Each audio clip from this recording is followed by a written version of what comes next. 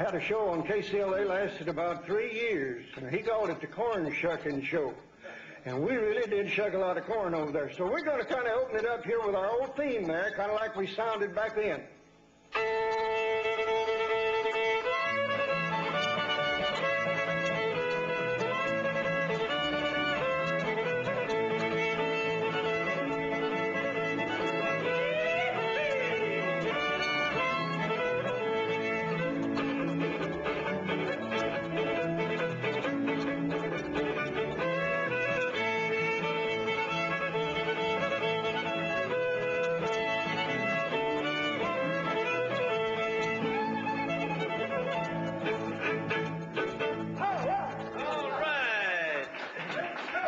Thank you, folks. Thank you just a whole lot.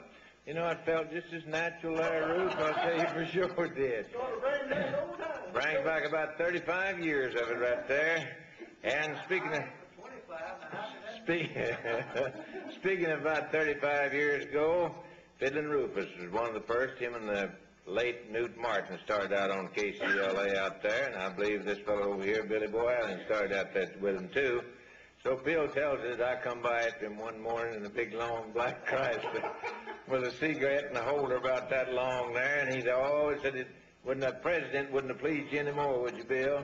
Well, just for that class of tune there, by dog, it's Bill Allen here. You ready, man? Steel guitar, right? Right, boy.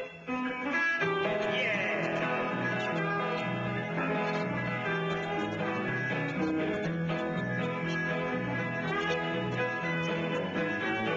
And a bunch like that there. And we've had a lot of fun, a lot of good times together, and picking and singing around here. And that's one reason I pull one up out of the weeds every once in a while, like Dean over there, and kind of bring him on up here. One of these days be a playing, finally showing him how, and some of these days be a paying $5 or $6 to see him. He wouldn't let me in the back door or anything like that. Let's play a little, what's that tell you there a while ago, doesn't he? Texas Playboy Rag and D, boys. Let's hit it.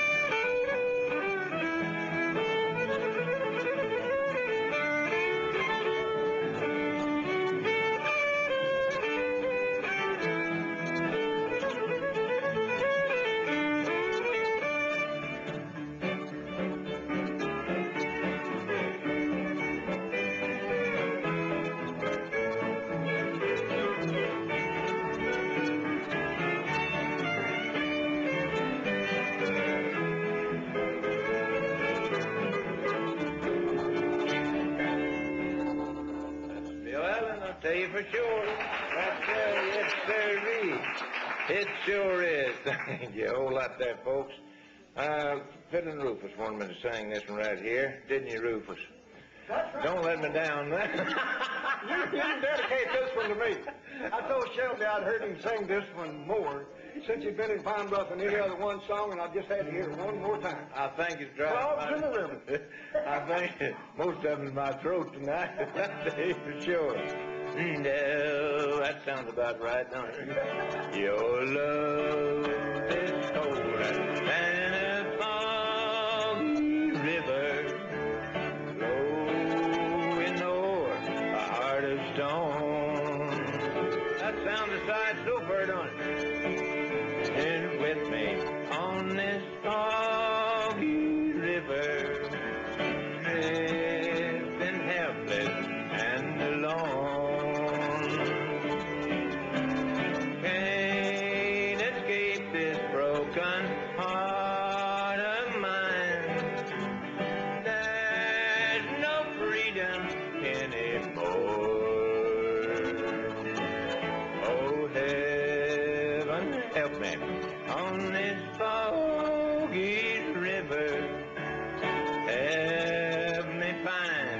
distant shore. Rufus.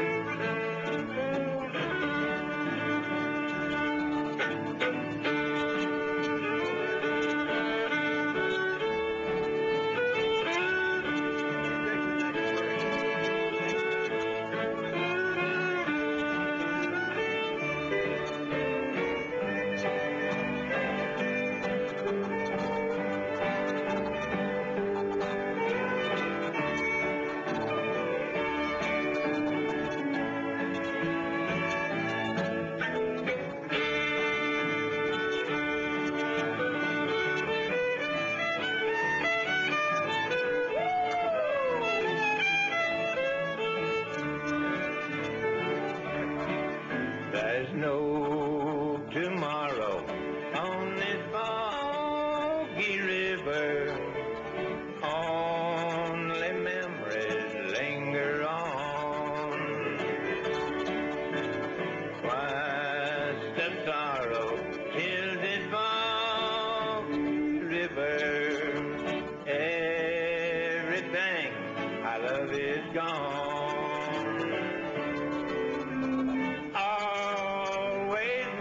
Someday you'd let me down. Turned up a little volume.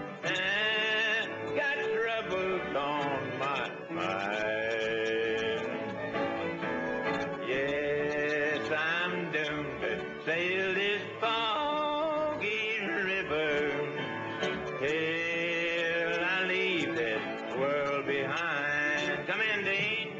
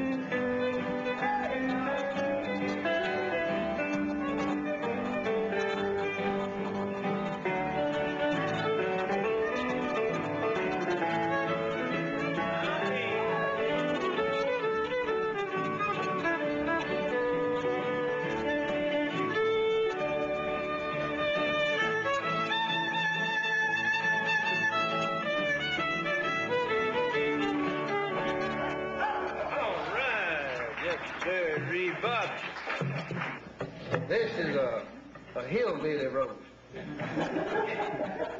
In case you never been to a hillbilly roast, and you fixing to see one get roasted.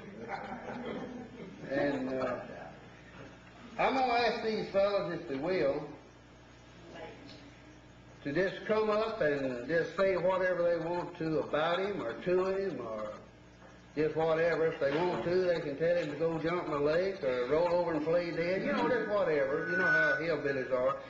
So I'm going to start off, I think, first with Danny Taylor. I'm going to ask Danny. Danny, don't sit over and shake your head and all to me. Now, you knew about this, and you should be ready. So, Danny, come on up, and we'll hear from you first. Help us roast this hillbilly.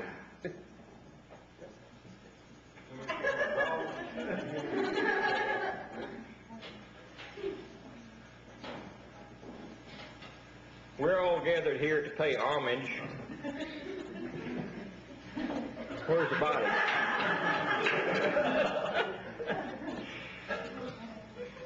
Well, I have been living in Pine Bluff since 1944, and I don't know how long Mr. Cooper here has been around Pine Bluff, but I remember the first time that I ever heard of Shelby Cooper. I don't know if any of you remember Bear's Department Store, right up on Main Street. Yeah, I was scared to death of that bear. Somebody told me it was Shelby Cooper standing out there. Well, one day, of course, I don't know, I remember I was about, I guess, 7, something like that. But that's the first time I ever heard of Shelby Cooper. I was always, of course, when I was growing up, we didn't have TV at first. I listened to the radio every Saturday and every night. But my mother was in Bears there, and she saw Shelby Cooper there, and it was about my birthday time, so I remember she asked Shelby to dedicate me a song on my birthday. I don't remember what the song was, but I remember that he dedicated me a song on I believe my 7th birthday, and that's the first time I ever heard of Shelby Cooper. Well, from then on, I like music, all kinds, but I like country music, and I remember we lived there on Amos Street in Marsh Fox, right on the corner there, and of course Shelby had a band playing on KATV over here when it was in town, and I remember sitting there and seeing Shelby and the gang come by and pick up the bass player, and old Junior Shelton, I remember him, and but that made me wish every time I'd see them come by with their instruments and all that, I sure would love to play with Shelby Cooper. So finally, today I got to play with Shelby Cooper. And I'll never forget it. Okay, Dean, please. I'm He's just a guest of honor. Okay, the next speaker we're going to have come up here is a lady that's been playing music for a long, long time around here. And she's played with Shelby just like nearly all the rest of us up here have. So I'm going to ask Ruth Lee now if she'll come up and try to roast this hillbilly. Well, as Shelby knows, I'm not good at speeches or goodbyes. But we'll all miss him. He's always been a time clock for the kids when he's in school. When the weather would be bad, they'd get up and turn the radio on and see if he'll say, jump back in the bed, kids, there's no school today. The city will miss him, the communities, and all of us. But I'd like to say, if he ever gets up there and gets down in blue, remember Shelby Cooper, we all still love him.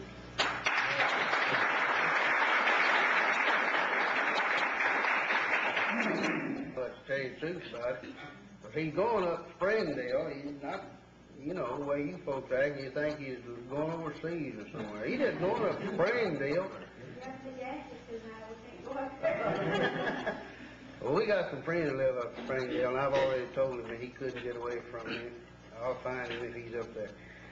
This next fellow that I want to bring up here has been known all around here for years, and he really is old as he looks, too. So, I mean, you know, I'm not going to try to say that he's older than I am or younger than I am, but you can tell by looking. I ain't no use me saying anything.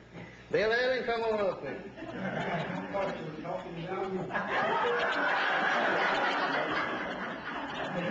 Well, I'm so proud to be here tonight to talk about the gentleman here. I'll tell you what, about 35 years ago, when Shelby came to Pine Bluff, he started talking with me about playing with him, you know. And he said, I'll tell you what I'll do. Said, if you play with me, said, I'll put you in pictures, and I'll make you wanted. And it must have been successful because almost every sheriff's department in South Arkansas got my picture on the wall. Shelby, we're going to miss you, boy. All right. All right.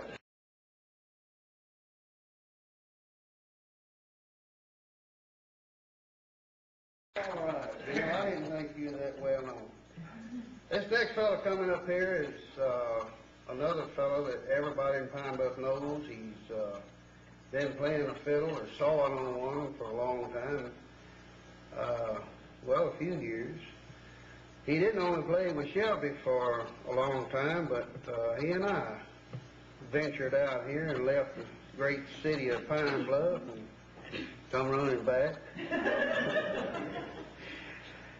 He's been sick, so he probably won't want to stay up here over 30, 40 minutes. He never does. He was only going to play one tune when he came down here. You know, I had to run him off stage, so Rufus, come on up here and tell us your troubles.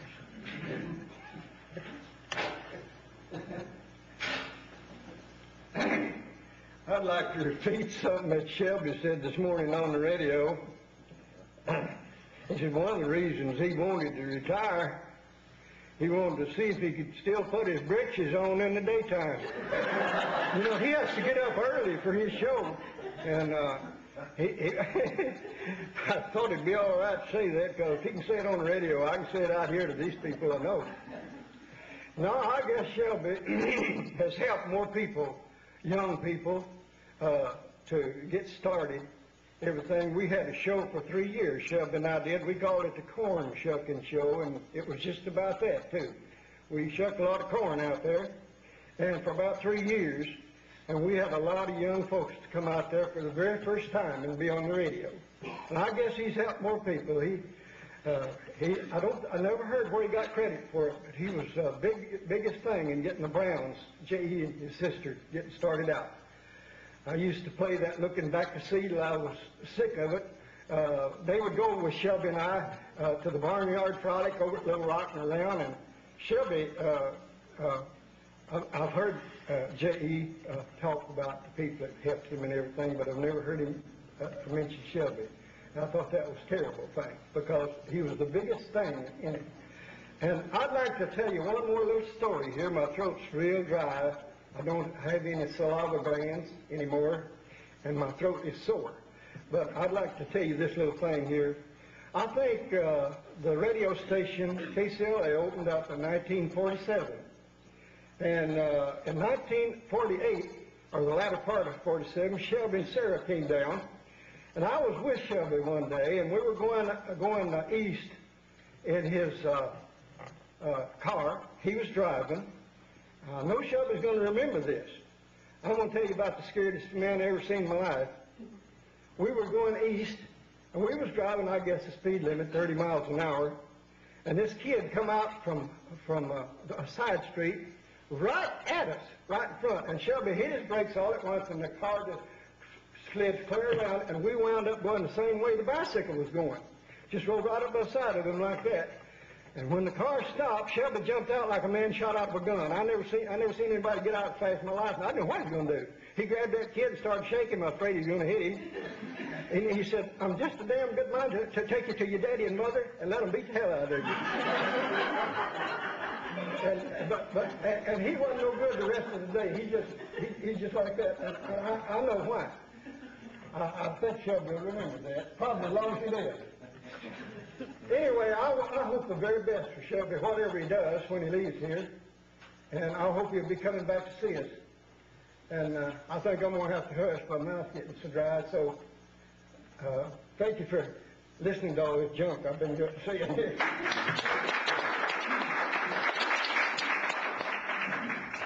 Shelby, tell the truth now. He's telling the truth.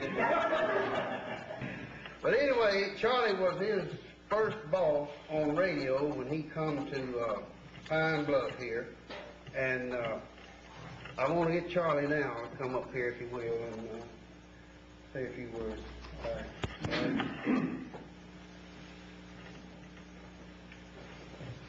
When Shelby first came to Pine Bluff in 1947, he was a real slim, thin sort of fellow. He looked like he needed a real good meal.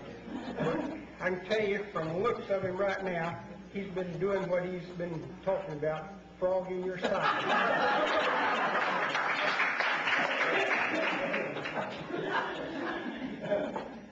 And, you know, Shelby has probably done more for country music than any person in Arkansas. And he's well qualified for the country part of it, because he came from 44, Arkansas. Have any of y'all ever been to 44, Arkansas? I'm more about the 56. It's not very far from 56, but it's as far in the country as you can go, because if you go any farther, you start going out the other side. And old Shelby brought something new to broadcasting. It's a new kind of weather reporting. He talks about puny cloudy, smooth mouth cloudy, pouring down cloudy, and I don't know what other kinds. I'd like for him to explain the difference here tonight if he can. And another thing about the weather, he reports the fog. He says if you go outside and look at the fog, your nose will punch a hole in it. And it's pouring down dark outside too. So that's a different kind of weather reporting that most people have never heard of. So we're going to miss old Shelby. I tell you, when it's icy, first thing I'll do in the morning is turn KCLA and see what Shelby had to say about the roads. Because if he says there ain't going to be no school today, or if he says it's the roads, you can get over them, but if you're smart at it, you're going to slide in the next week.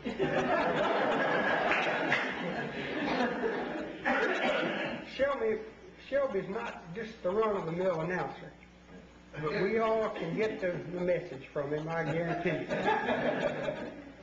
Another thing that he's always done is bring a lot of dignity to his announcements. You know, like tell you to go into a restaurant and sink a tush into something.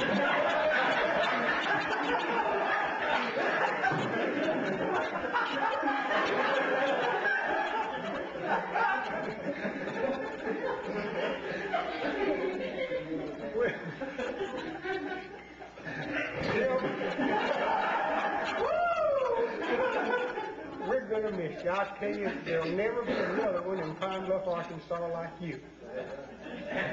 We will miss you. Everybody will miss you. And on top of that, you've been a great service to this part of the world.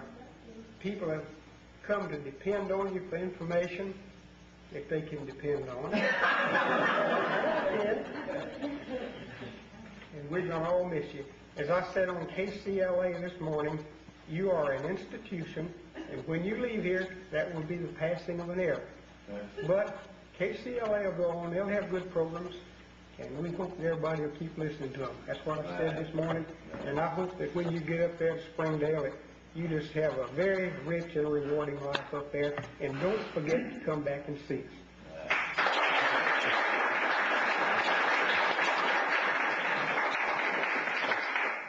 Thanks, Charlie. Wanted you to hear from his former boss, and you heard what he had to say about him. You know, it's all right putting a fellow on trial, isn't it? If Don can think of anything good to say about Shelby now, why, I've got it made. we'll get Don up here and let him see what he can figure out to say about Shelby. Don, oh, and by the way, you never did. I had a fellow out there on the job the other day. You forgot one of his barometer deals. He's always telling people about these blackbirds and things. Yeah. And I had a fellow that asked me the other day on the job, what Shelby say about the blackbirds this morning? And I said, well, I didn't hear him. Don, come on up here if you will.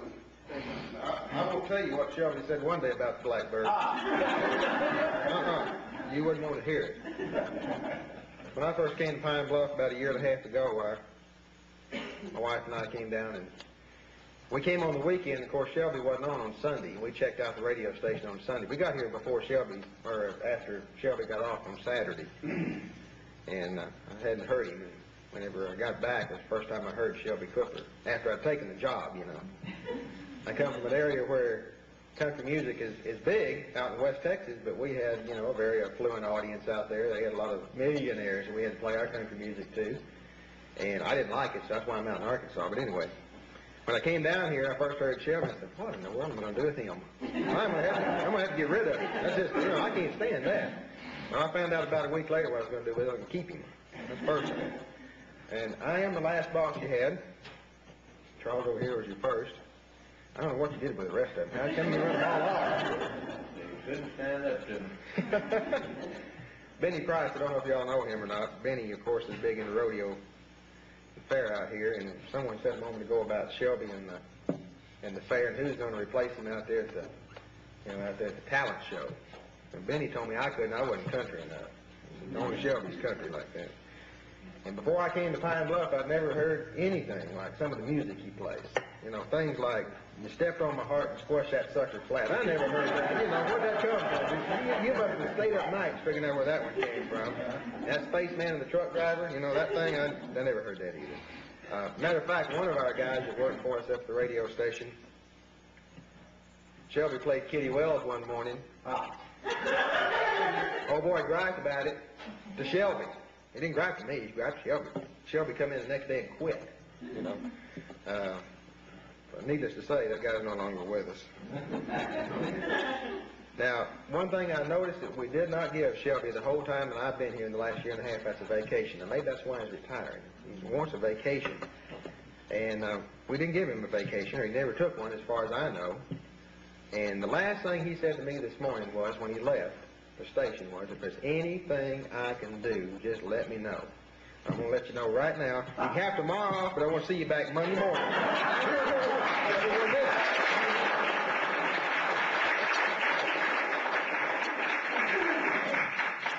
right, Buster, you heard it. You got to be back Monday.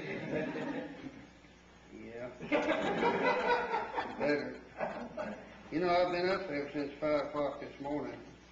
I taped his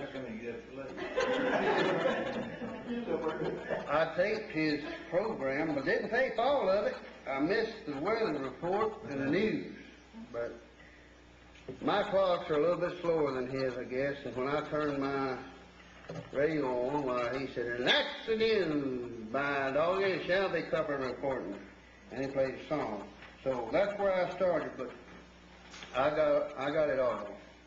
And you know, after hearing all those bodacious things that he received this morning, man, this is nothing, and we all realize it, but we like old Shelby, and we wanted to get with him one more time. We've been with him several times. It looked like that'd be enough for anybody, but we're gluttons, you know. So, Blabbermouth, old friend, I hope by now you know our best wishes and continued success for you go with you, wherever you may go. And it's been a pleasure.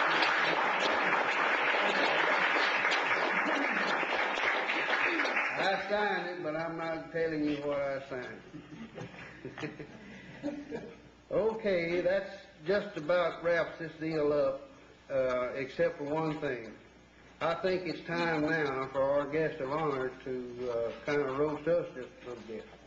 So, Shelby, if you will, come on up here and enlighten us, little boy. Thank you, Charles. About all I can say is just tell them Blabbermouth sent you. No, it's a great honor to be here, and I don't mean maybe, and I don't want to get sobbing wet and pucker up here, as I've always said either. Because I think this is a nicer way than wait till I'm pushing up daisies, and if you get some of these mixed in with it, it'd be a bad color. I like the flowers while I'm living. And you folks have really given it to me, and all along, not just today. But one little thing I'd like to say that I'm proud of. Of course, my friend first. When I come to Pine Bluff 35 years ago, everybody told me, not just one person, everybody told me that this wasn't no country town, and you couldn't do nothing playing music here. And even my ex-boss, she wasn't calling the name, but over here to my right, you know, called up the engineer and told him to get that corny son of a gun off the air the first program played. I said this morning on the radio, to err is human, to forgive is not. But anyway, I was determined to stay here because I didn't want to spend the money going somewhere else. But as far as that's concerned, I said there's 34,000 people here in Pine Bluff at that time, and I believe somebody was country. And I started in playing, and I found Fiddling Rufus here, and the late Newt Martin, and a few of the other boys' sons gone on, Bill Allen over here, and several of the guys, and we started playing, and it's been a very good country place right here in Pine Bluff, Arkansas. Determination is the main thing in anything if you're playing or whatever you're doing, and doing the thing that's right and telling the truth and be honest about it. Well, I helped the Browns. I'm not trying to give myself any flowers or anything like that. I helped the Hardin Trio. And Junior Shelton, he's in California, which makes me feel mighty good, worth about $1.5 million. I wish I had some of it. But anyway, and this young boy over here. And as some of you guys said a while ago, I've always not been too busy, but I'll stop and listen to some young person, because that's the musicians of tomorrow. And of course, as I'm about to turn myself out to pasture, I mean 3 or 4 days at least, you know. But I appreciated it and appreciated all these boys. We may get out here and backbite one another and cut one another out and range around, but when it comes down, the chips are down, we're all together. And that's a whole bunch of musicians, a bunch of fine people as I've ever been around here, and everyone that's in Pine Bluff, Arkansas. And this is Blabbermouth Cooper saying thanks a million for listening.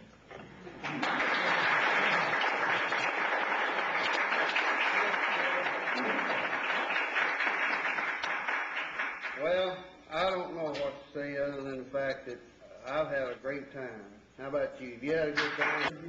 Rufus thought of something else he wanted to say, so before I close this thing, I'll get Rufus back up here. Charlie has no idea what I'm going to say. We owe a handshake and a pat on the back to Charlie. This thing wouldn't have happened here tonight at all if it hadn't been for Charlie. You know, Charlie spent a lot of time down here arranging all the chairs, setting up all the microphones, this equipment all of yours here, the sound equipment he is, arranged for the man with the Kodak over there to come out and make a movie of this thing. And he done all the arranging of it, and we owe him a real good pat on the back, I think. Give him a big hand, too.